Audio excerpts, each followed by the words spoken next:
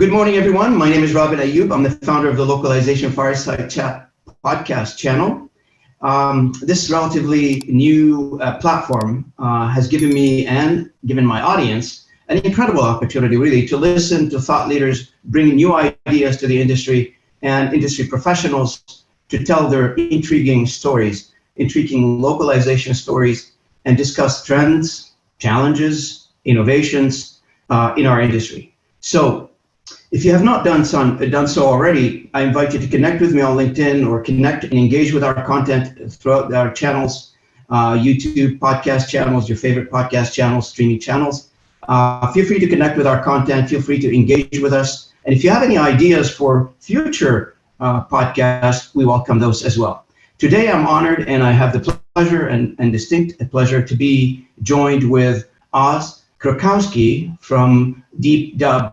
A company, which I can't wait to hear about this. I've heard a lot about your company, Oz, and can't wait to get to know you a little better, get to know the company a little better. And the audience really is starving, I feel. I feel like there's a big appetite out there for brand new ideas when it comes to localization. And the fundamental thing about localization is that connection between the content and the consumer of that content, regardless of what content we're talking about or the demographics we're talking about.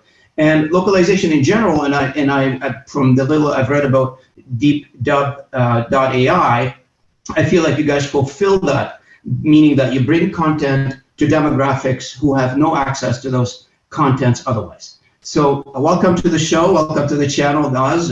Good to have you with me. And if you don't mind, just because we get started, I always say on this channel, everybody's got a story. So I would love to ask, how did you, I've read your bio, you have a lot of tech background, you've done quite a number of things in your career.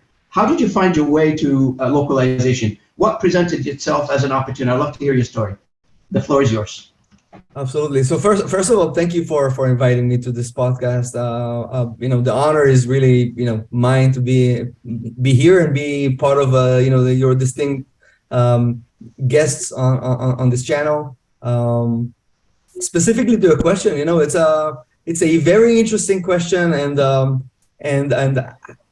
life brought me into this from, I guess, a rather, I would say, unusual path, or at least if I compare myself to others in the industry. I'm not in the industry for the past 4 decades or 3 decades or so.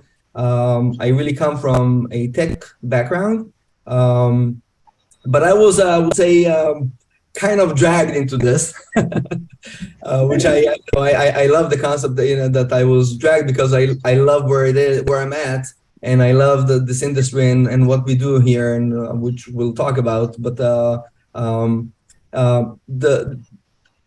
story, I will say, the background story is, I like you say, I come from a tech background, from a tech savvy family, I would say. You can imagine our Friday evening family dinner, look back 20 years ago, we're all about technology. I have 2 brothers that are, we're all, the discussion was on computers, on the internet, on, as technology evolved with the years, we kept on, we kept with the latest and greatest, always arguing, iPhone versus Android, the classic type of arguments. We still go on this one, by the way. But essentially, at some point, we grew up in a house that fosters entrepreneurships and foster innovation. And I would say about 10 or 12 years ago, I quit a very prominent job at corporate America, at the technology sector. And I basically went on a path of, founding my own startup company in a totally different world, in the healthcare market. And my startup was really trying to help people. I really wanted to connect with the audience. I wanted to, with my target customers, I wanted to have an impact on people's lives in a meaningful way. And that's why, I chose to go with the healthcare market. Unfortunately, that startup was very exciting, ahead of its time, but COVID like many other companies, COVID basically killed the idea, unfortunately. But while I was, closing my startup, my two brothers started their own startup.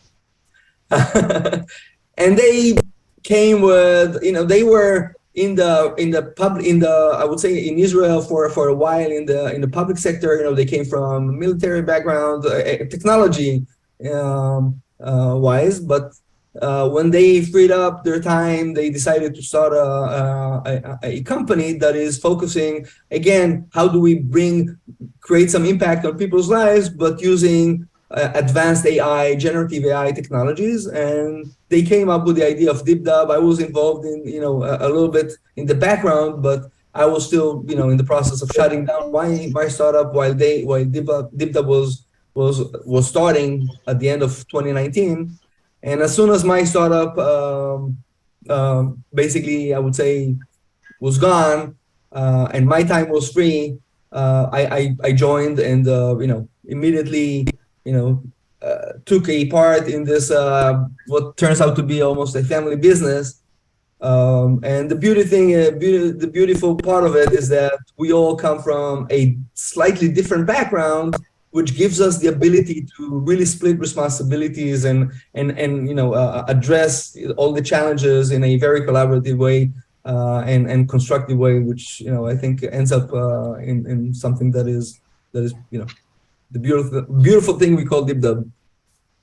Well, thanks for this story, Oz. I really appreciate the background that you just illustrated this just now. And I guess my comment on this one is, having been in the localization industry, and I come from the tech background as well. Like, this is what I used to do before localization. And just for anecdotally here, because we're having a conversation over virtual coffee, I got into the business as well by accident. I was on a flight coming back from Washington. My hometown was Moncton, New Brunswick, and somebody was sitting beside me, an old friend I haven't seen for a while, convinced me to join a company in an industry I didn't know existed, to be honest with you. And so there you go. Accidents do happen, and that was the best accidents ever happened in my life.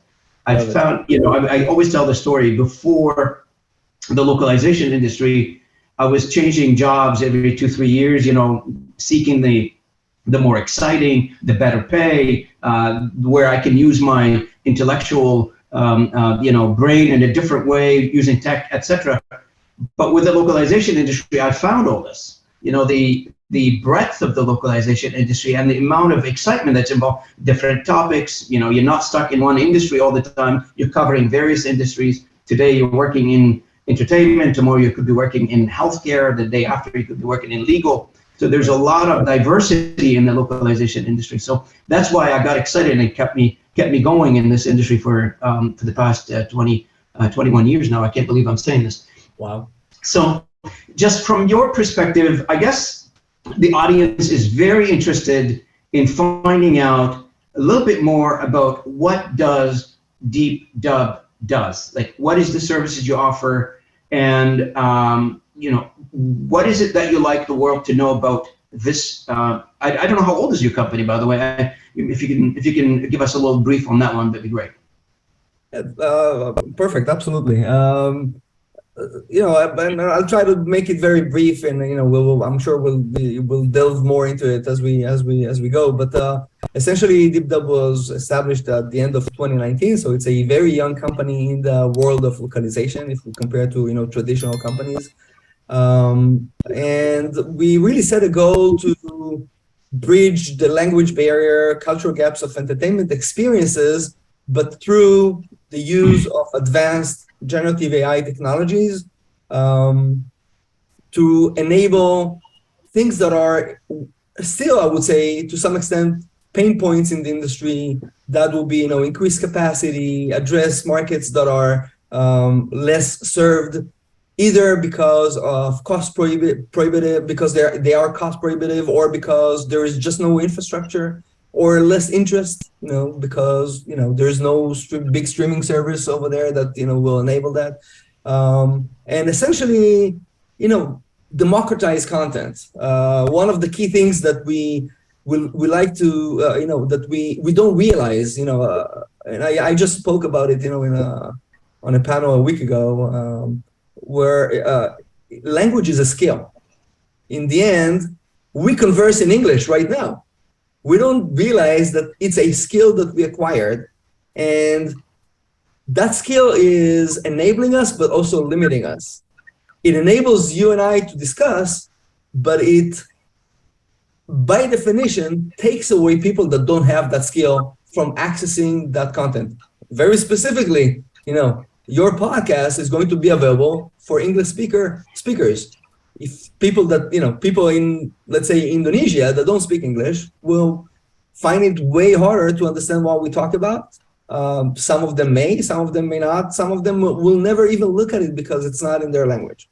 The entire concept is not new in localization. This is a concept that is well known. This is the underlying, I would say, guide of the world of localization. The difference is that, for example, Indonesia is not a market that is being served much, for example, because it's not a major market. And the idea is, how can we enable people in Indonesia, I'm just using Indonesia as an example, but it could be just as much, Eastern Europe, other countries in Eastern Asia, or even with established markets with content that is much less in the prime focus. So this is basically, if I try to, not to dig too much, but when we look at Deepdub, the idea was, let's use technology and the most advanced technology to really enable expansion, increased capacity, localization of additional content, even beyond entertainment, to really get that type of accessibility to content that was never before. And so if you don't mind, maybe for our audience, so how does the service work for if let's say I'm a prospective customer? So what kind of customers you look for, and what services do you provide? And if you were to if there's a results after this podcast, hopefully we get you a few customers after this podcast. Let's say if somebody's interested, what is the criteria to become a customer or to be considered as a customer? Another great question. I love the question. So I will say this, today, the criteria is actually very simple. If you have audiovisual content that is tied to language, meaning someone is talking, narration, people interview, or whatever, then you could be a customer. If you have a video that has no audio on it or has no dialogue, then you're not a customer. Obviously, you don't need our service for localization. But it sounds like a very low barrier, but I will say this.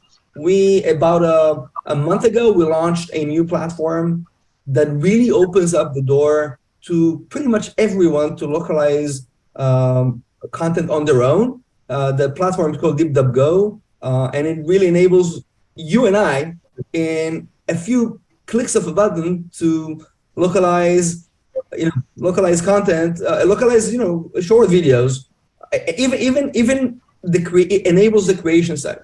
So I'm not even talking about the technology, but just in terms of the business, the thing that really distinguishes Deepdub from other AI companies, and also we're kind of like in between the other AI companies and the traditional ones, because we managed to really we started by addressing the high quality content, the top tier, the Hollywood grade content, and the idea behind it was, if we are able to solve that challenge, then we will find a way to take that quality, that everything we learned, will take it to everyone basically.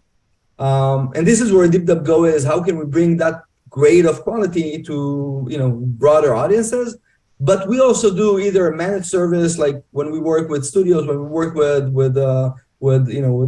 customers that, especially from the entertainment side, it will be more of a managed service where we will do everything end to end. On the other end of the spectrum, for creators, influencers, ad agencies, anyone that has some content, they can literally use a SaaS platform, the Deepdub.ai, on their own and do their own thing there. So how many languages does the platform covers? And you mentioned Indonesia, so I'm assuming it covers Indonesia, but I'm assuming it covers others. So, having spoken to other companies in the same domain, when we're talking about dubbing, we're talking about, the audio piece that goes along, that's the piece that needs to be converted to another language. So I'm assuming there'd be like person profile attached to that. So a male versus female, age group, etc. So are all these variables in place now? Can you talk a little bit about the language coverage and perhaps the persona of the audios that you covers? Yeah, absolutely. It's the question has multiple layers. So I'll start to unwrap. If I miss anything, we can keep digging in. But from a language perspective, overall, we support up to 65 languages today. When I say 65 languages, I cover all of the different capacities and workflows and variations that we have. Not every workflow supports every language. Not every type of quality or tier supports every language, because in the end, it also comes down to the essence of where we have the ability to support, let's say, high quality or lower quality, or lower tier. I would say not necessarily low quality, lower tier type of content, and we can talk about that as well. That's essentially what it is. When we look at supporting a language, it means that I should be able to at least have one male, one female voice, at least, which means that if I have one and one, that I, at the minimum, can do some basic voiceover solution. In some cases, we have much more. We have many voices. In some of the more, prominent languages or more on-demand languages, we have more voices per language. And even more than that, in some of them, we enabled a new feature that is available on the Deepdub.ai platform, and that's called the emotional prompt, which gives you the ability to control the emotions of a text-to-speech. So this is, we didn't talk about technologies, we'll talk probably a bit later, but the text-to-speech, so you have text that is converted into voice, and through emotional prompts, you can choose whether the generated will be a reading style, sad, angry, shouting, amused, different types of emotional cues that you can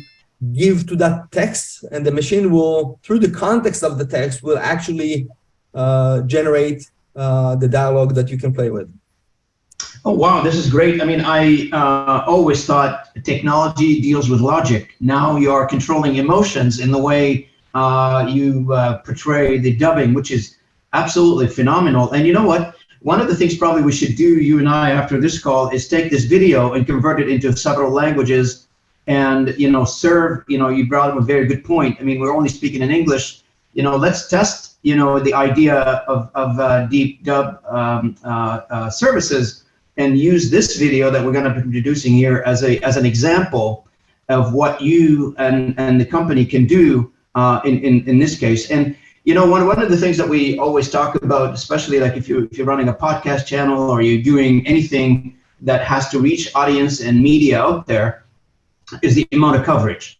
And the amount of coverage, you absolutely bring up a very good point. The English-speaking world is not the entire world. I 100% agree with you. There are many other languages that would be interested in some of the messages that we're conveying here. And you're right, there was a barrier to entry, and the barrier to entry was, I don't know if you follow the news with the YouTube personality, Mr. Beast, and that entire fiasco there. So we can debate that a little bit, but and he had enough. I wanted to start in my own company, and I want to do this thing on my own, and he did. Yeah. And that was the cause of the barrier to entry, I guess. Right, for him, yes, exactly, and it's pretty high. I mean, he can afford it, but absolutely.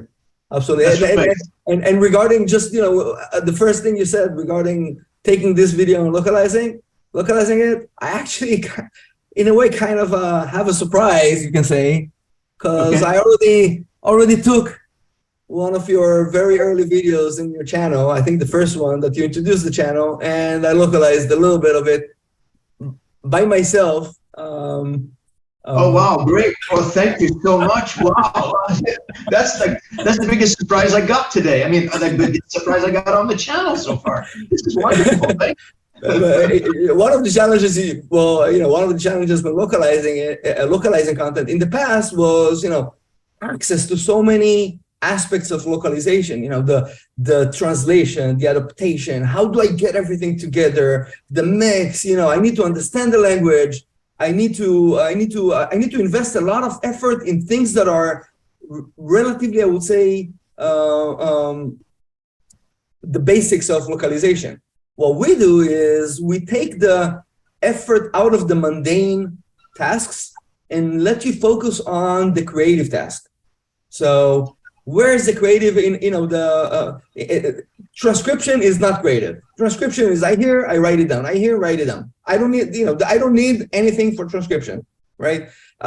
Translation in itself is more creative, especially when it comes to the adaptation. So what we do is, here's the translation, boom, you don't need to press a button. It comes automatically. But now you go and add the creative part, adjust the jokes, adjust the translation so it fits to the right timing, make sure that the places are correct, make sure that, this is where the creative part comes in. But the mundane task of just putting everything together is already there. And even even the emotions, this is a creative part. I know that, if it's a YouTuber that is standing far away, I don't want to hear them like this, speaking into the microphone. I want to hear them shouting from afar, right? So I'm going to give that level of emotion to the voice.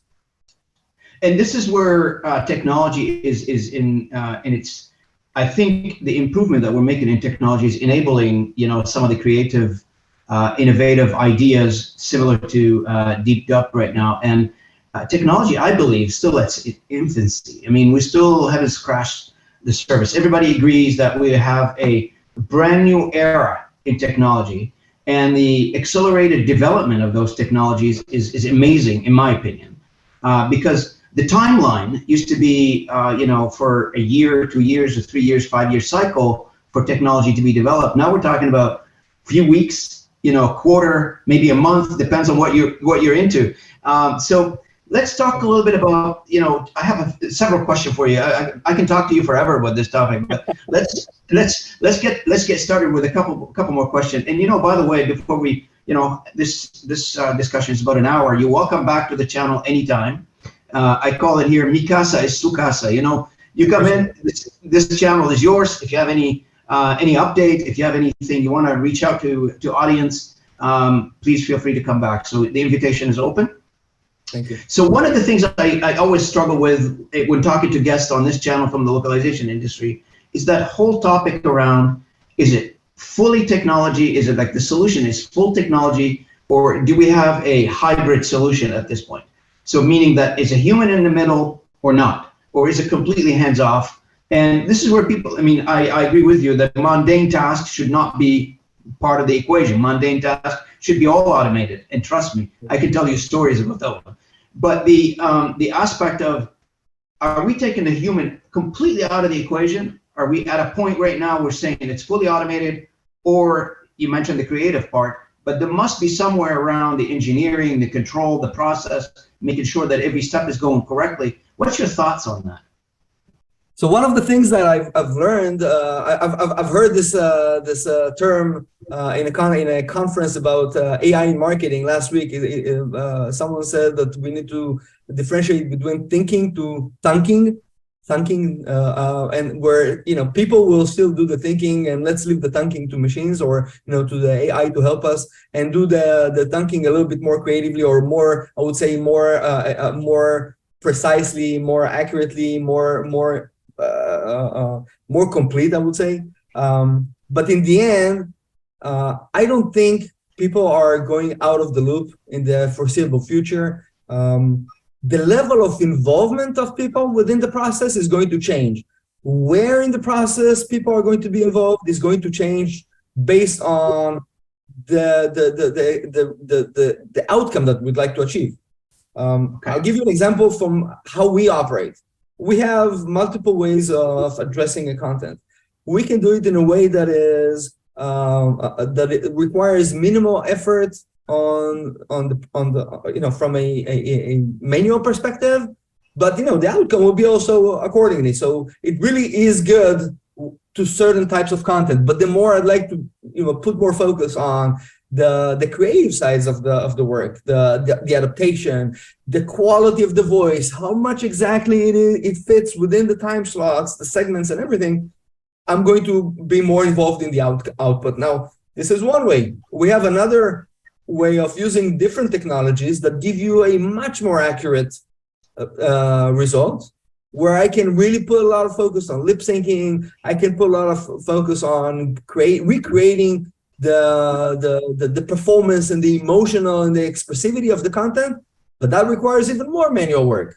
So the more I'd like to put a lot of creativity back into the process, the more involvement I have in the process. And I think what we're going to see is that the balance between might change based on the output that we'd like to achieve, and as technology also progressing, but it's not going to go 100 to 0. It's never going to be 0%. Well, this is, you talk about the transformation of the jobs and how people are involved. And, having been in the industry for so many years, I came to one conclusion: that people don't like change.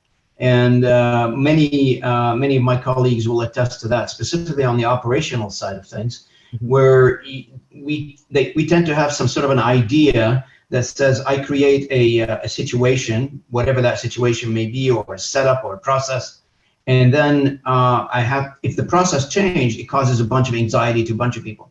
But what you bring up a very good point. As we go through a transformative stage in our business cycle as an industry, and we're not the only industry, we're not the first industry that's going through those transformations. Printing industry before us, telecom industries, technology has changed. But somewhere in the psyche of our localization colleagues, the millions of them around the world, it was understood that translation will always be the same since the Babylon day till today, and will never change. But that's wrong, and things will change. Technology is enabling a whole bunch of different way of communicating. The human in the middle will always be needed. That's what I keep telling people. But the job will change. The job that you're doing right now will change.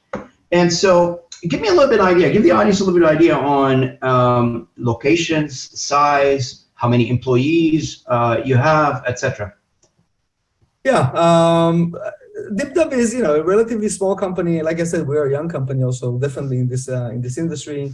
We're right now based in, I would say, 3 locations in Israel and 2 locations in the United States. We're about 35 people in total. The company employs a lot of, we have a lot of freelancers and partners.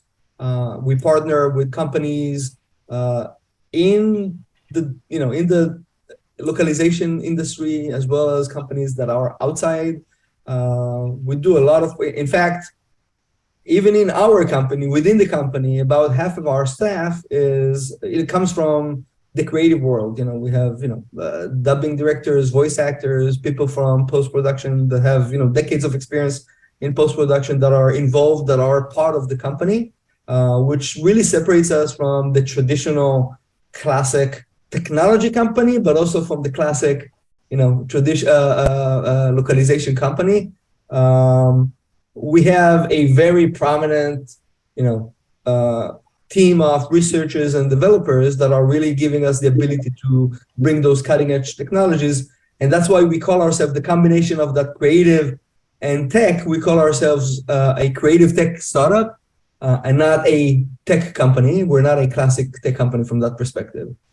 Well, that's great. To be honest with you, one of the biggest things from a business perspective, we have to also, think about it, because people run businesses. You're not a charity organization. You put a business together for the sake of producing revenue, profit, serving customers, of course, and enabling all the other solutions. but you obviously, any business who's in business, they're not in it for free. They're in it to make some sense in terms of financial sense for the stakeholders involved in the business. So what I like about the models that AI is presenting us right now, strictly speaking from a business perspective, is revenue per headcount. The revenue per headcount for us as a business, as an industry, with the utilization of technology, it's kind of have to be going up, because the moment you start, talking about few employees in a company versus thousands, then you start looking at, the revenue per headcount is going up and makes more sense. And obviously, you guys are a private company. You're not listed on the stock exchange, etc. Hopefully, one day you will be. But in that space, also, there's an opportunity where, the valuation for a tech company is much higher than a service company. And because you are in that space where you're developing technology as a service, I think there is a bigger opportunity for you down the road. Can you comment on the business aspect of it? Absolutely. When the company was established, one of the pain points that we identified is that the traditional businesses are built on a 10 to 15% margin. So by definition, it's a challenge. Businesses that operate on a 10-15% gross margin are service companies that are very hard to maintain. I mean, you're always jumping between profitability and loss. And that means that it's a very difficult business to sustain. And this is, for us, it's a challenge that we're happy to try and address and change the paradigm on that front as well. But that's the creative thinking that you mentioned, since we started the conversation, the adaptability of technology, the tweaking of the process to make sure that the manual labor is removed and focusing on the creative work. You're adding value, and it's about value. This is where, everybody gets it wrong, is what is the value that you're bringing in to whoever, service, customer, market, etc. If you just want to do labor, well, that's a different story. But if you want to transform something, you have to focus on the value. And I think this is where you guys are focusing on that emotional, the emotional feature that you have in your dubbing. That's really stunning, in my opinion, because everybody thought AI is about logic, ones and zeros, right? So, and this is now you're injecting the emotional aspect of it. You're able to tailor it to mimic the human emotions as you go through a video, as you go through a content. This is incredible, in my opinion. Yeah, I will extend what you said, and I will say, that generative AI in itself is, a lot of time being referred to as machine learning. Basically, the ability to take past information or take information and build some processes or defining a few steps forward based on what I learned. Generative AI is different. And I think that's a very important distinction, and this is where our voices are being generated from. Generative AI is a relatively new section of AI, or artificial intelligence, where machines are given a lot of data, or given enough data in order to be able to create something new that they don't necessarily learn previously. So it's almost like computer oriented imagination in a way. Obviously, it's not creativity. It cannot be compared to human creativity, but it is, I would almost call it, artificial creativity, artificial imagination that gives you a sense that, at least to us, it feels like this is, something new that I've never seen before. If you played with ChatGPT and you ask it a question, and suddenly it comes up with things that you didn't even ask it specifically, and that's where the creativity. Obviously, ChatGPT has seen it before, so it has that information, but you don't necessarily ask that directly. It created some inference to bring it in, and for us, this is where we're trying to do something very similar, but to voice, to be able to provide that type of emotion to voice. Now, one of the things that, when we're dealing with content and, we are a service industry, the second topic that everybody keeps talking about is data security, which is a big topic right now. Can you speak to that aspect? I know you deal with a lot of content that's publicly available, but in some cases the content is not publicly available and it needs some aspect of security. So, and I know you come from the tech industry, so that's not a foreign subject for you. So could you speak to the security aspect of things when it comes to data?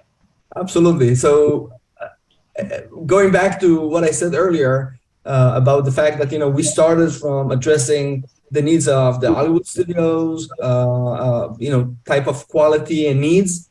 And one of the things that was very, very clear to us is we need to address a lot of topics that are around, not only security, but definitely security of content. And in fact, earlier this year, we even announced that we are TPN approved. And for those who don't know, TPN is a trusted partner network. It's a certification that is supported by the Motion Picture Association. And pretty much what it says, and we're a Gold Shield worldwide certified, TPN certified, which pretty much says that they did the due diligence on our security methods, and we are approved to work with Hollywood studios on a pre-release theatrical material. Meaning this is like, again, if you're coming from outside of the localization, this is like the highest level of security in the industry, because this is where the majority, if there is a project that is high caliber, high budget, these are the theatrical releases, and having access to a pre-release material requires all the security that's required. Now, you mentioned we come from tech, we're an Israeli company in origins, a lot of cyber, a lot of people, even in our company, have a lot of cyber in their background. We joke about the fact that, at least with one of the studios, when we wanted to pass security, it took us a week to answer all of the questions. And even one of the calls, one of the times it took us, a person from, our CTO basically went on a call with their information security person, and within half an hour they said, all right, you're approved. So, that's kudos for you guys. That's great. And that is true because, again, we really have a lot of background, a lot of knowledge about security. We appreciate and respect the fact that this is a clear need within the industry, especially to some of our customers, and we consider that from the ground up. When we build the service from ground up, this was one of the aspects we considered. Excellent. Now let's move on a little bit to the future, and if you don't mind sharing with the audience, what's the vision for Deepdub as the time moves on, and what's your 6 months, a year, 5 year, if you have any. I don't think anybody has a 5-year vision, but what's your short-term vision when it comes to technology, taking the company to the next level? What's your goals? What's your objectives? You remember when you said, technology advances so fast, it used to be years, and now it's, I joke about when someone tells me, hey, I don't know if I don't know if it's ready, but let's talk in 2 years. I'm like, man, this is changing on a quarterly basis. Like, right. This is, you have a leap forward every quarter. So, 2 years from now, if you're not there, you're out of the game. That's right. You're absolutely correct. So, but yeah, listen, this could go in so many directions, and we see how one technology comes out and suddenly everything changes. If we were talking last October, AI was something that a lot of people talked about, and people didn't really understand. And there comes, ChatGPT, and now everyone understands that that AI is here to stay. And I'm going to use another analogy that I heard last week about you remember this this thing called NFTs. NFT, it used to be something that was the buzzword. And there were a lot of conferences of believers that came in and said, oh, we believe that this is going to happen. We believe that this is going to be the future. I don't know. I don't hear a lot about it. I'm not saying it's not there. It's there, but I don't hear a lot about all of that. The difference with it is that with AI, you don't need conferences that talk about we believe in it, because it's not a matter of belief. It's it's already here. So going forward, and I will try to stick within my world, because there's a lot of things going on outside of it with AI, but especially with generative AI, we're going to see a lot of acceleration and quality coming into to serve specific needs. When I say, I think even 2 years ago, I said, I predicted that maybe in the future, I don't know when exactly, we will be able to watch let's say a sports broadcast, a live sports broadcast, where some of the commentators are going to be avatars that speak simultaneously in multiple languages. Maybe not all of them, but some of them. Think about, you and I conversing, and, I am the guest in the podcast. You could be entirely, an avatar of yourself. And we could have a very, generic discussion or a very specific discussion even. And that discussion could be almost simultaneously be dubbed or localized into multiple languages. If that's going to be good for theater, absolutely not. But is it going to be good enough? I think yes. I think it's going to be at some point good enough for audiences that really plug in and watch, a live broadcast in their language. So I think that's going to be a paradigm shift in the future that's going to happen towards more on-demand localization. And so you bring up a very good point, because the consumer of content now, it is generally not in theater. I mean, that's a small percentage, but the consumer of contents are on their telephones, on their tablets, on their computers, on mobile, in the subway, on a bus, it doesn't matter. The technology that we currently have in the 20th century have enabled us to consume content in a very, very speedy way, in a very fast way, and which also took that content and gave it a shelf life that is very short. The expiry date on content now has gone down. If you think about, the 50s, when somebody, picks up a newspaper that's a month old and they enjoy reading it because, probably that's the newspaper that they have now. They haven't had a chance to buy a newspaper. I don't know. So that part of it, now we go from the physical world to readily available content. And this is what you guys are involved in making sure to facilitate that speedy transfer of content from one side to another. And for our audience who don't know what dubbing is, let me explain the classic way of doing dubbing. So the classic way of doing dubbing, you take a piece of content, which in this case happened to be a video, you have to transcribe that. So you had to get somebody to type it, and then you got to take that transcription and translate it to however many languages you intend on dubbing that video. Then you have to take the transcription and you have to, the translated content of that transcription, you got to give it to a studio, and that studio has to go through the process of selecting the talents based on the characters that you have in the video. They got to bring them to the studio. They have to record each and every one of those in different languages, and then the result audio files, they need to be overlaid on top of the video. So what Deepdub does, and the AI allowed us today to do, the generative AI allowed us to do, is to shorten that entire cycle into a couple of clicks and putting them into a platform that produces the better, maybe equal results, but it gives you immediate results in terms of transcribing, dubbing, listening to the video in a variety of languages. And it's not going to take you, that's another one too, because the classic way of doing dubbing, that used to take months. Now with this new way of doing dubbing, that is, we're talking about a few minutes maybe in some cases. Maybe it takes you a little longer. It depends on the complexity of your video. But if you have a simple video, I'm assuming you can upload it to your platform, Oz, and you get results pretty quickly. This is a very, very, very important, because now if you're talking about entertainment, that's one thing. People probably can wait to see the next video. Maybe they can't because they're excited. They want to see Mission Impossible, the latest one. And so they're probably emotionally excited. They want to see it. but I want to listen to it in Indonesia in my own language.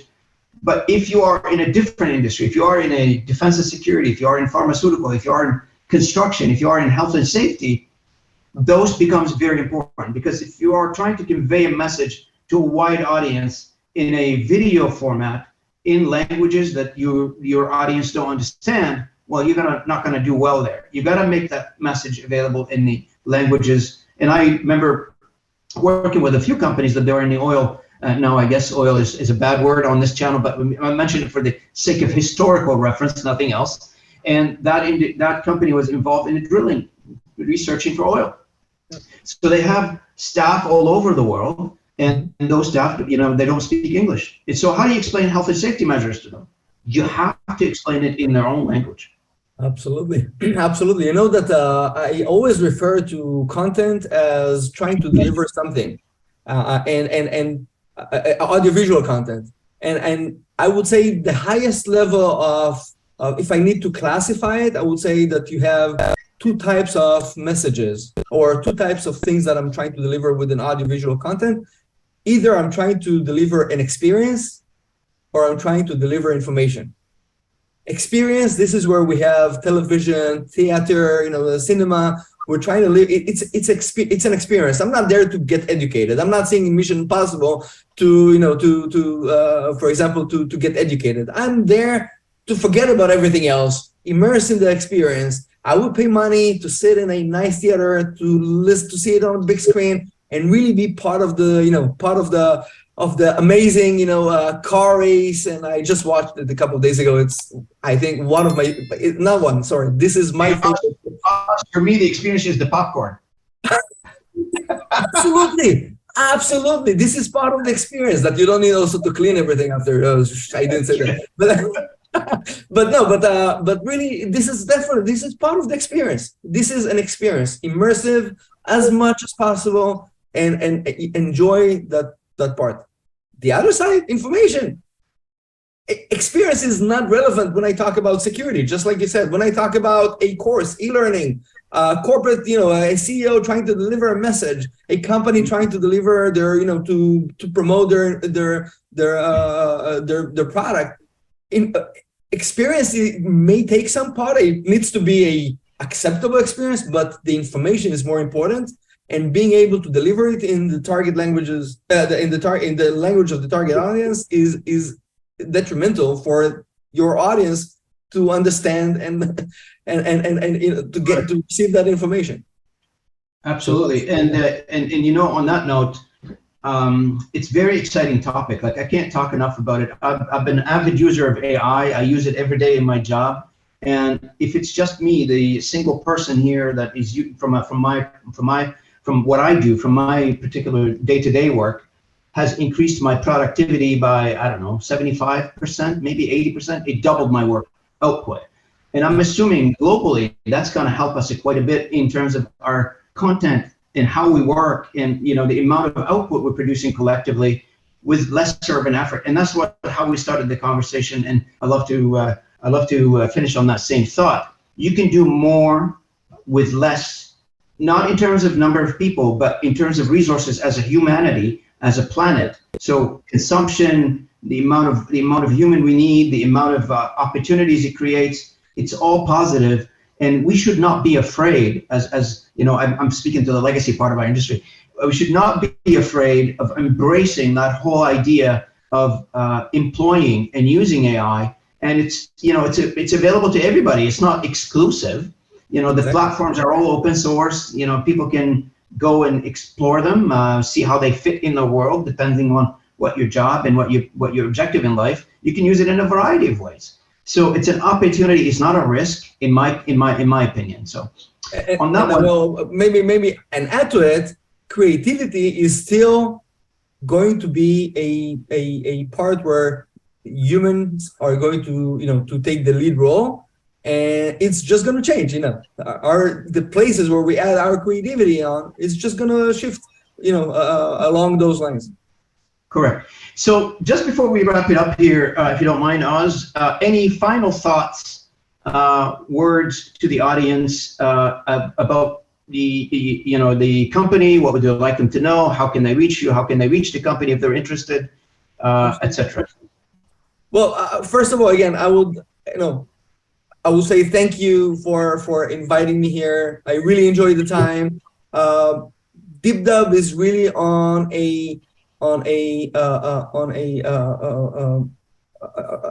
path to democratize content. We would like to provide people the ability to express themselves to multiple audiences around the world in their own languages, and the ability to access those type of services in a way that was never done before, in a simple and easy manner. If you'd like to try the platform, you're more than welcome to go on our website. We have a menu button called Deepdub Go. There's actually a button on the first page. You can join the waitlist. Right now, there's a waitlist, but join the waitlist. You'll get access to a platform that will allow you to localize your content on your own with a few clicks of a button. And I'm sure you're going to be amazed just playing with it. Otherwise, feel free to reach out to me directly. You can find me on LinkedIn with my name, Oz Krakowski, or reach out to my email. You can email me directly or send an email to the company info@deepdub.ai. Well, I want to thank you, Oz, for joining me today. It was such an exciting conversation, to be honest with you. This is where I get, excited about this conversation, because that's how I started my career in the tech business. And I really enjoyed our conversation today. You're welcome back to this channel anytime you feel like coming back. And I also want to put a plug here for Ali Alexandra, who connected us together. And thank you, Ali, for bringing us, Oz and myself, to have this lovely conversation this morning. Thanks again, and you're welcome back anytime you need to come back to this channel. So before I wrap it up, I want to thank the audience for listening in on this episode today.